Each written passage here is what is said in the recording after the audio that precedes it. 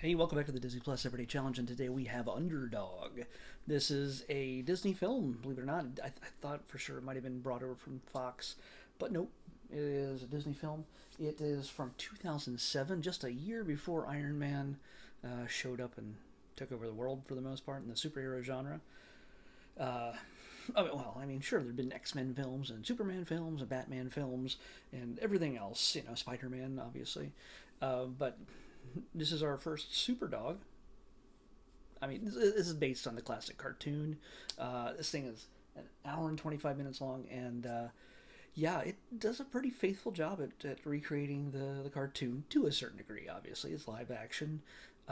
It has the villain is Dr. Simon Bar Sinister, played by Peter Dinklage, from Game of Thrones. You know him from Tyrion Lannister, and he gets to play this deformed mad scientist, and he has a henchman who is played by Patrick Warburton, which you would know him from Kronk. You know him as the Tick. You know him as if you ever gone on rides at Disneyland, he's one of the droids at Star Tours at the very top, and he's also the your sort of the host, the pilot for Soarin' over California, or just Soarin' as people call it. Yeah, and he's also is known from Seinfeld and a whole ton of other things. Venture Brothers. Okay, I'm going to go on for everything Patrick Warburton has done because, again, he's a guy who does a lot of stuff. But yeah, and Underdog, voiced by Jason Lee. You'd know him from Mallrats and Kevin Smith Mallrats, and My Name Is Earl, and a bunch of other stuff. And yeah, so Amy Adams is in this too, from Enchanted and the Muppet movie, the first of the newer ones, with Jason. Yeah, whatever. I can't remember his last name. But the other big star in this is Jim Belushi. He's brother of John Belushi and also done tons of other TV shows and movies. He plays a dad who is a security guard at this laboratory where Dr. Bar Sinister is basically torturing animals to create his new serum to make them more powerful, and they're hybrids and whatever else. Well, he used to be a cop until he lost his wife. Ding, ding, ding.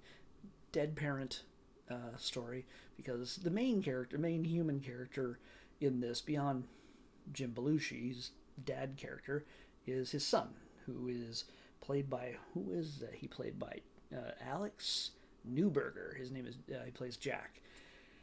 Well, our dog, Underdog, who is eventually named, why can't I say his name? Well, he's Underdog, but Shoeshine. Jim Belushi names him Shoeshine. He rescues him after he escapes the lab and takes him home. Doesn't realize he has superpowers, but his son finds out pretty quickly, and shenanigans ensue. So yeah, lots of craziness, so many dog puns, and lots of rhyming. If you remember the original cartoon, never fear, Underdog is here. Along those lines, he cannot stop rhyming. And of course, there's the classic superhero tropes. There's tons of Superman references, changing in a phone booth.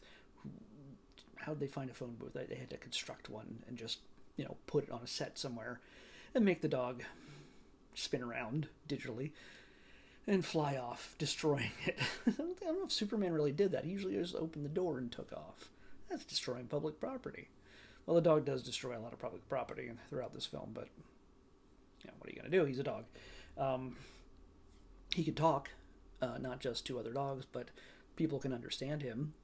And soon he quickly becomes the big hero of everything. Oh, I forgot the reason why, of Capital City, this generic town that just happens to have the Statue of Liberty?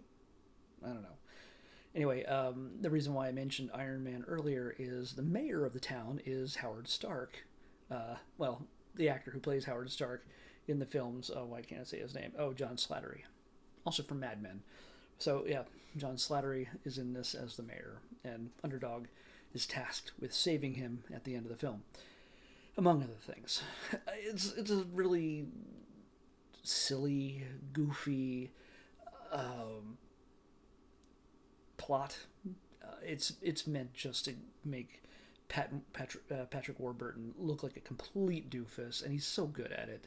He's funny when he's doing this, and Peter Dinklage goes into chewing scenery mode as he plays evil scientist. He's great in it. Surprisingly, a really good, well-rounded cast, and I'm not going to say that it's all well acted, but it's for what it is, for the genre that it is, for the audience that it's for. It's well done. It's the digital effects are not bad, especially when it comes to they focused a lot on the dog, obviously. And yeah, there's points where he's completely digital. And it's good. It's all right. It's not obviously horrible. Give it 5 more years, it'll be horrible compared to what we have.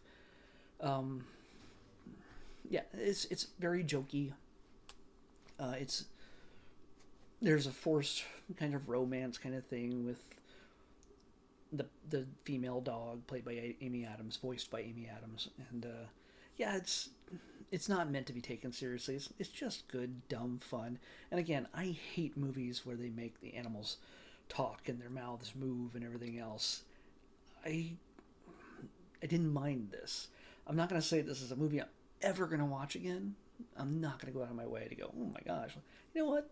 I have some time today. Let me watch Underdog. No. There's not enough clever humor to make me go, you know what? I want to watch them throw those zingers around again. No, it's not that kind of funny, but it is. Kids would enjoy it. Silly, funny, goofy, and anybody who appreciates Peter Dinklage, Jason Lee, Patrick Warburton, Jim Belushi, yeah, you know what? Go for it. Samantha Bee even shows up in this in a tiny bit. She's she has her own show, Full Frontal, and she used to be on The Daily Show. She's in this. Gosh, who else? Oh, Brad Garrett plays tough street dog. Jay Leno makes a small cameo appearance as himself. So yeah, John DiMaggio, Bender, who's in a bit of a controversy right now with the new Futurama. He plays a German Shepherd at some point. So yeah, I'm not going to worry about really spoiling the plot. It is tangential at most. It is honestly, scientist makes dog escapes, scientist wants dog back to make more dogs and other animals that are super powered, and that he becomes famous and powerful because of it, and it's all up to Underdog to foil that, even by accident.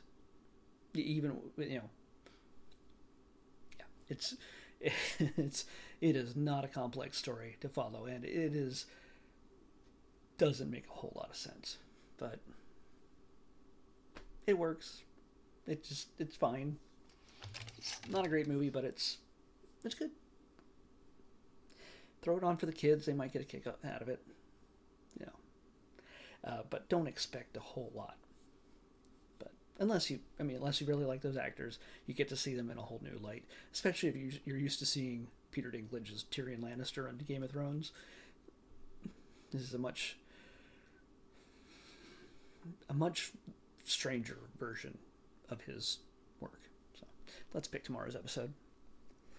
121. 121. Got these palindromatic titles. 606, 121. What do we got? Keep going. Okay, this is kind of generic in title. It's a series, it's a documentary series, but it is very Disney-centric because it's called Disney Insider. I think I know what this is. I mean, but we'll have to see. I'm not sure if it's shorts or if it's a series or if it's a single thing. I don't know. But we'll find out tomorrow. Disney Insider on the Disney Plus Everyday Challenge. I'll see you back here tomorrow with that.